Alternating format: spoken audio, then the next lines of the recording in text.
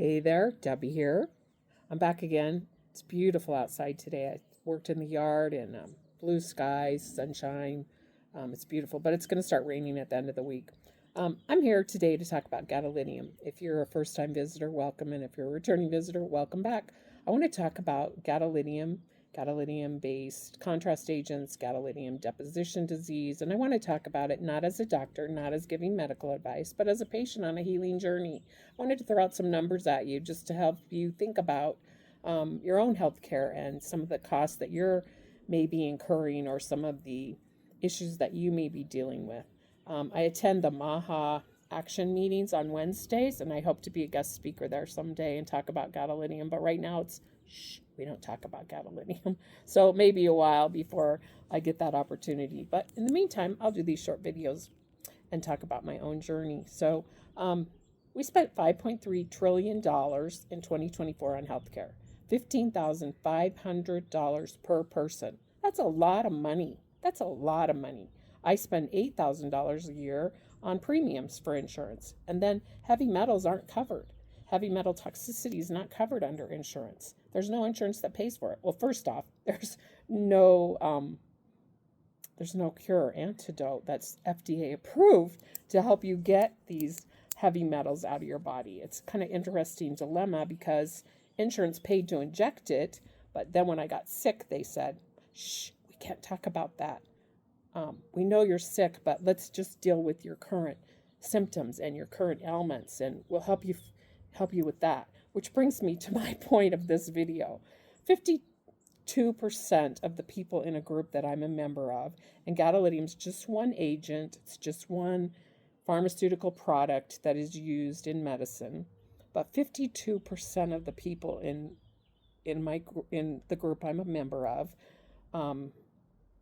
say that they, in an informal poll, we're not doing scientific and we're not researchers, but 52% say that they got 1 to 3 new diagnoses following an injection, one or more injection of a gadolinium-based contrast agent that weren't associated with anything to do with their original ailment. I find that just amazing that healthcare can do amazing things. I'm not anti-pharma, I'm not anti-medicine, I'm not anti-anything, but I am, let's be smart consumers. And if there's a metal that serves no biological purpose and no physiological reason to be in the human body, but it's retained in your brain, your bones, your tissue, and your organs, you need to know that. You need to know that. And transparency needs to be part of the healthcare model. Transparency, truth, transparency, informed consent. Let's make those the gold standard because too many people are sick. Too many people are getting sicker all the time, and we have to get to root causes. Microplastics, that's the keyword of the week. I did a video on it last week, and today I attended the MAHA meeting, and they spent the entire 1 hour conversation bringing in specialists and researchers who understand microplastics and have studied them, and not just microplastics is in the bottles, but in how we consume them and how they're impacting our aquatics and the fish and the waters and the soil and humans. We're putting them on our skin, we're ingesting them in our food, we live in a toxic world, right? But then if you are sick and you don't feel good and then you run to the doctor and they put you in an MRI machine and then they inject you with another toxic rare earth metal that's retained in your brain, your bones, your tissue, and your organs, how helpful is that? Anyway, 52% of our group in an informal poll said that they got 1 to 3 new diagnoses.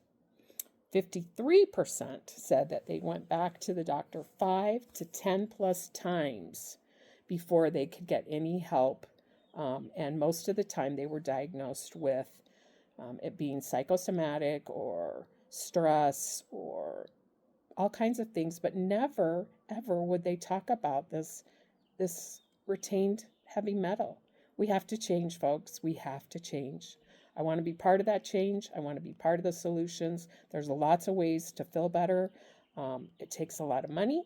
It takes a lot of time. And it takes a lot of energy when you get as sick as I was and the people I meet.